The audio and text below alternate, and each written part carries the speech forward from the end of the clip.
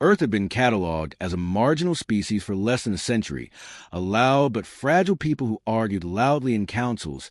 traded aggressively, and showed too much emotion for a galaxy that valued calm calculation. And when the Carthes bloc finally decided that humanity had grown inconvenient, it was done with the bored confidence of powers that had crushed dozens of young civilizations before, because from their view humans were scattered across a thin spiral arm, divided by internal politics, and relying on ships that looked inelegant and inefficient. So when the first ultimatum was delivered, it was almost polite, demanding orbital access, weapons inspections, and permanent oversight in exchange for continued existence. And on Earth the message was received not with panic, but with quiet meetings in rooms without windows, where admirals, analysts, and civilian leaders listened without speaking while data scrolled across simple screens, and a gray-haired naval officer named Daniel Mercer finally spoke in a calm voice that surprised the observers, saying that the Carthes had misunderstood what kind of species they were dealing with,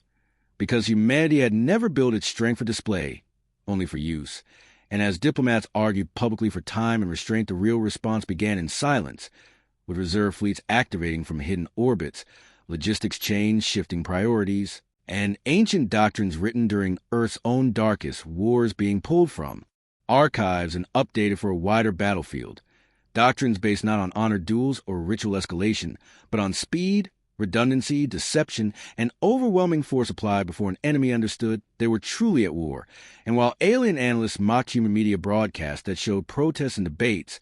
those same broadcasts were used as cover for the largest mobilization in human history, one that did not announce itself with parades or speeches, but with quiet efficiency, because humans had learned long ago that survival did not belong to the strongest looking, but to the most prepared. And as Carthes commanders gathered their fleets believing they were about to discipline a weak and divided world, they failed to notice that human traffic patterns had changed,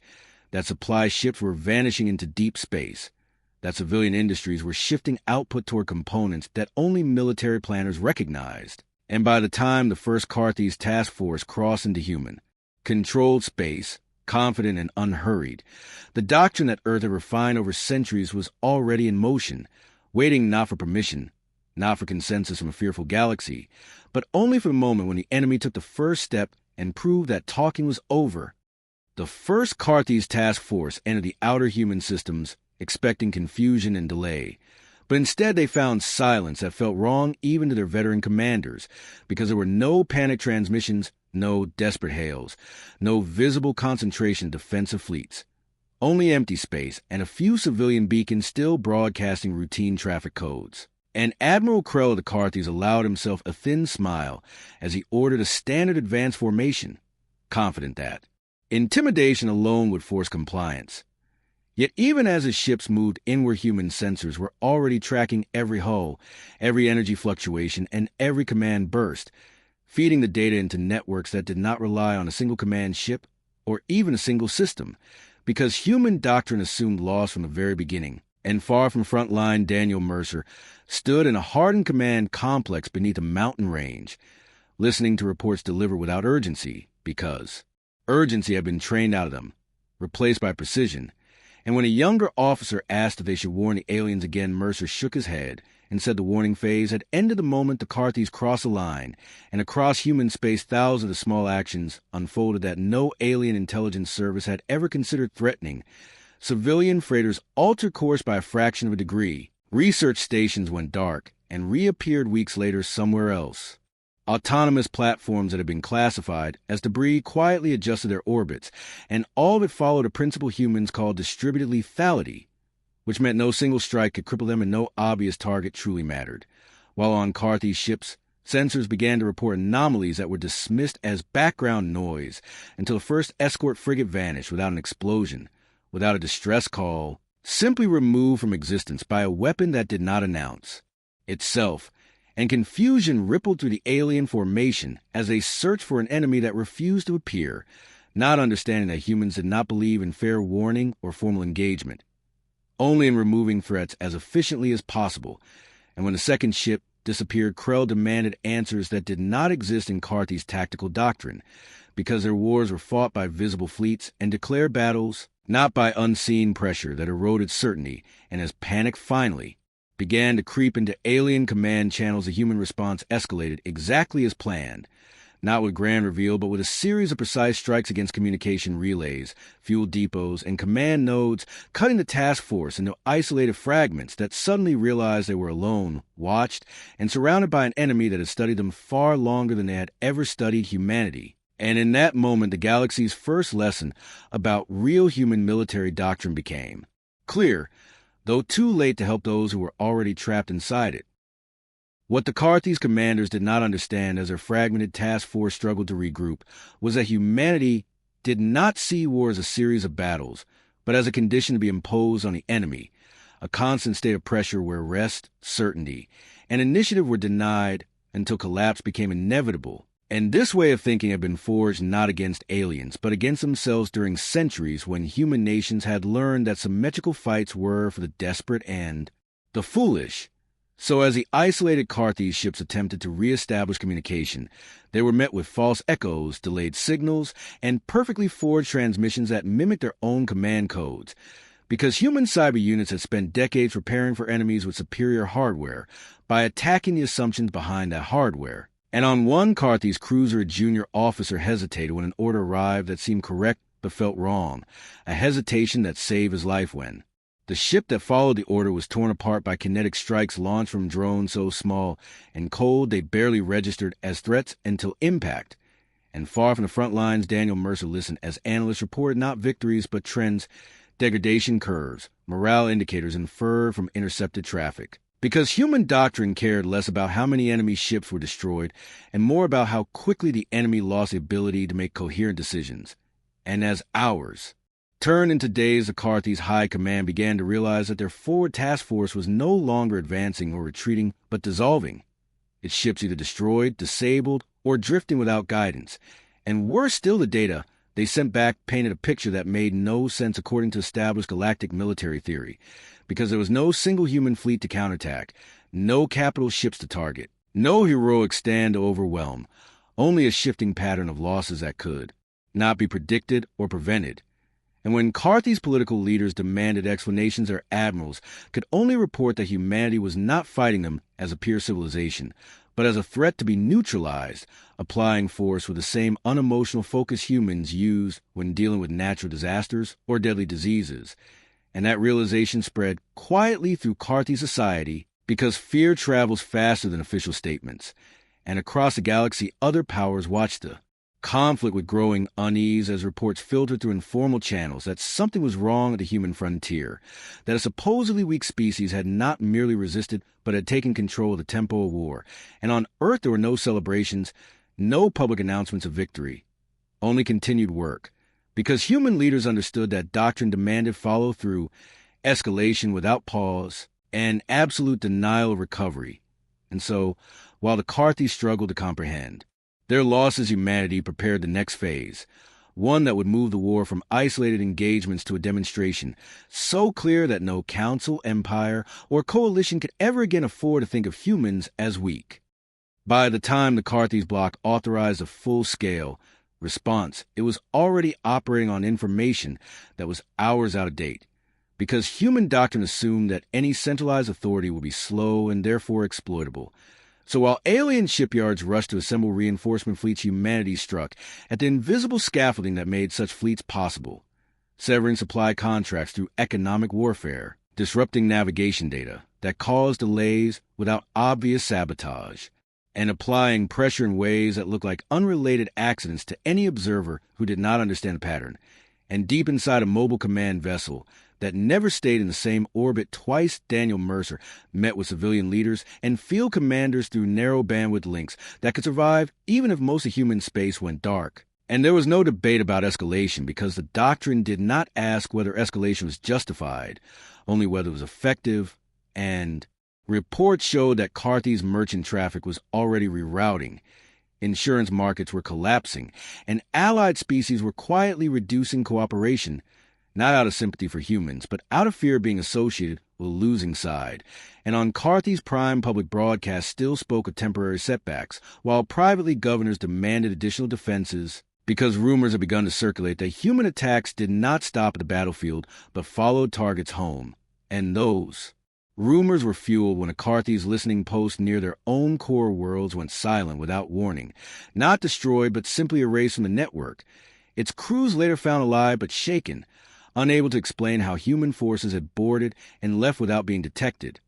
leaving behind only a message embedded in the station logs stating that this was a demonstration, not an attack, and that humanity preferred clarity over cruelty, and that message caused more panic than any explosion could have, because it suggested that humans were not only capable of striking anywhere, but disciplined enough to choose restraint. And across the galaxy, analysts revised their threat assessments in quiet emergency sessions, realizing that the doctrine being revealed was not one of brute strength, but control, a way of shaping enemy behavior by removing options until surrender felt like the only rational choice. And as Carthy's admirals argued for a decisive confrontation, demanding a location where they could finally force humans into open battle, they failed to see that this too was anticipated,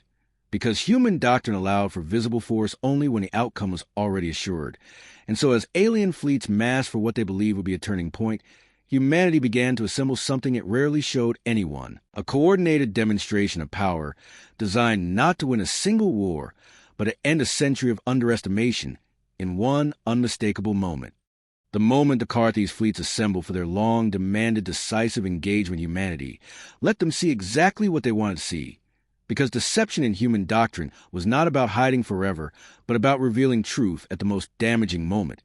And so along a barren system chosen for its sense of clarity and symbolic distance from Earth, the first fully visible human formation appeared. A dreadnought so large that even veteran alien officers struggled to contextualize its mass. Escorted by layered screens of smaller vessels and fighter wings that move with disciplined precision rather than theatrical flourish. And across Carthy's command channels, disbelief turned into hurried recalculation as estimates were revised upward again and again, because this was not a hastily built terror weapon, but the product of a mature industrial base that had planned for wars far larger than this one. And Daniel Mercer watched the data calmly as the human formation held position without, advancing, because the doctrine demanded that the enemy commit emotionally before being broken physically, and Carthy's admirals did exactly that, ordering a full assault to prove that humanity's show of force was still insufficient. And when their fleet surged forward, they encountered something that violated their most basic assumptions, because the human dreadnought did not lead with overwhelming fire, but with denial, its systems projecting interference fields that disrupted targeting, its escorts absorbing and redirecting fire with overlapping coverage, and its fighters striking not at ships but at coordination nodes, turning the Carthy's attack into a series of uncoordinated lunges rather than a unified blow. And as the battle unfolded, it became clear to every observer that humanity had engineered this encounter to be studied, recorded, and understood by the wider galaxy, because every maneuver demonstrated a principle: redundancy over elegance, cooperation over individual heroics, and controlled aggression applied with restraint that bordered on cold indifference. And when the dreadnought finally fired its primary weapons, it was not in desperation or anger, but as punctuation, a precise application of force that shattered the center of the Carthy's formation and forced their remaining ships to scatter. And in that scattering, the final lesson emerged. Because human units did not pursue blindly, but allowed escape corridors that funneled surviving vessels toward regions already saturated with sensors and interdiction assets, ensuring that word defeat would spread faster than any pursuit. And as the battle ended not with annihilation, but with undeniable dominance, alien observers across the galaxy reached the same conclusion independently, that humanity's real military doctrine was not about winning battles, but about shaping the strategic environment so completely that fighting them again would never seem like a rational choice. The aftermath of the decisive engagement unfolded exactly as human planners had predicted,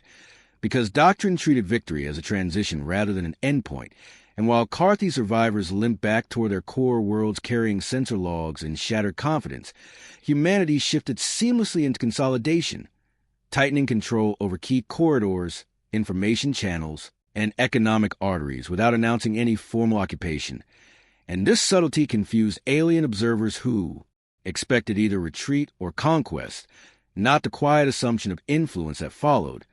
And within Carthy's space, political fractures widened as regional governors accused central leadership of provoking a war they could not win. Merchants demanded protection that no fleet could guarantee, and military officers privately admitted that every attempt to rebuild strength was being anticipated and blunted before it could mature, because human doctrine extended beyond fleets and weapons into predictive analysis of social and institutional behavior. And Daniel Mercer spent long hours reviewing projections that mapped not just ship movements, but morale decay, alliance erosion, and the probability curves of internal unrest. And these projections guided actions that seemed merciful on the surface, selective lifting of pressure here, targeted strikes there, calibrated to encourage negotiation rather than desperation, because humans understood that a cornered enemy fought irrationally, while a managed enemy complied. And when the Carthage Council finally requested mediated talks, it was done through indirect channels, framed as a desire for stability rather than surrender, a choice that human diplomats accepted without comment, because doctrine valued outcomes over symbolism. And as talks began, neutral worlds noticed that humanity made no grand demands, no humiliating conditions, only clear boundaries and enforceable limitations that effectively removed Carthage's ability to project force beyond their borders. And this restraint unsettled the galaxy more than total victory would have, because it revealed a species confident enough in its power to choose moderation. And across distant systems, strategic planners rewrote their models, adjusting assumptions that had underestimated human patience, depth, and adaptability. And in academies and war colleges' new case, studies circulated describing the conflict not as a war, but as an application of doctrine, a systematic demonstration that humans could absorb initial hostility, dismantle an opponent's capacity to threaten them, and then disengage without leaving chaos behind. And as the Carthage bloc signed agreements that quietly acknowledged a new balance of power, the wider galaxy began to understand that Earth had not unleashed its real military doctrine in anger or vengeance, but in clarity to answer a single question that would now echo for generations. Not whether humanity could be defeated, but why anyone would ever try. In the months that followed the agreements, the galaxy adjusted in small visible ways and in larger invisible ones. Because while trade lanes reopened and diplomatic channels normalized, there was an underlying recalibration happening in every major power center, a quiet acknowledgement that the old hierarchy no longer applied, and human doctrine accounted for this phase as carefully as it had to fighting, because humans knew that memory faded and fear dissipated unless reinforced by consistent behavior. So Earth maintained a posture that was neither threatening nor submissive, keeping its fleets active but unobtrusive, its patrols precise, its responses to minor incidents immediate and measured, and this consistency became its own message, that humanity did not posture, did not bluster, and did not forget. And Daniel Mercer was promoted out of public view into an advisory role that carried no ceremonial weight, but immense influence, because doctrine valued continuity over hero worship, and younger officers were trained using real-time data from the conflict, not as a tale of glory, but as a procedural manual, while alien observers embedded in neutral stations reported that human crews behaved with unsettling normality, laughing, arguing, and performing maintenance even while sitting atop capabilities that could cripple entire regions. And this contrast unsettled species whose warriors were taught to revere their weapons as extensions of status. And on Carthage Prime, the political landscape continued to fracture as reformists used the war's outcome to dismantle the old expansionist ideology, arguing that survival now depended on restraint and internal cohesion rather than dominance. And though hardliners resisted, they found little support, because every citizen had seen the evidence that human power was not theoretical. And beyond the Carthage bloc, other empires quietly altered their policies toward Earth, inviting joint exercises, proposing information, exchanges, and seeking inclusion rather than rivalry, and humanity accepted selectively, never fully opening its methods, always preserving ambiguity, because doctrine held that mystery was a form of defense. And as years passed, the conflict began to be taught as history rather than current affairs. Yet its lessons remained active in every planning session across the galaxy, shaping decisions before they became crises. And in this way, humanity achieved what its doctrine ultimately aimed for: not dominance through constant war, but stability through credible capability. A state where peace was maintained not by trust alone, but by the shared understanding that provoking Earth would never result in a simple fight, only in a slow, precise unraveling that no rational civilization would willingly invite. Long after the last formal review panels closed and the conflict passed fully into recorded history, the deeper impact of Earth's actions continued to shape the galaxy in ways that were rarely attributed to any single decision, because human doctrine had altered expectations rather than borders, and generations of alien leaders grew up studying a war, where the most important moments were not the explosions, but the pauses, the delays, and the choices not to escalate. And on Earth Republic, memory of the conflict was muted by design, framed not as a triumph, but as a necessary correction, because human leaders understood that mythology could be as dangerous as weakness, and so the story told of their own people focused on preparedness, coordination, and responsibility rather than domination, and this internal narrative ensured that doctrine remained a living framework rather than a relic of past fear. And Daniel Mercer, now old and largely unknown outside classified circles, spent his final years reviewing simulations run by officers young enough to have no memory of the Carthes War, quietly satisfied when he saw that the doctrine still held, still adapted, still assumed uncertainty as the default condition, and beyond human space the legacy manifested in more cautious counsels, slower ultimatums, and a preference for negotiation backed by verification, because the galaxy had learned that humanity did not need to shout to be heard, and that beneath its arguments and apparent disorder lay a capacity for unified action that emerged only when survival or principle demanded it. And this understanding settled into the collective behavior of civilizations that had once believed strength was measured by visible fleets and rigid hierarchies, and now measured by resilience, depth, and the ability to endure long conflicts without losing coherence. And so when new species eventually reached the stars and asked older powers who truly shaped the balance of the galaxy, the answer was rarely dramatic, often delivered with a quiet certainty that there was a world called Earth whose people seemed ordinary, divided, and noisy until the moment they decided a line had been crossed. And once that happened, nothing in the universe could pretend they were weak ever again.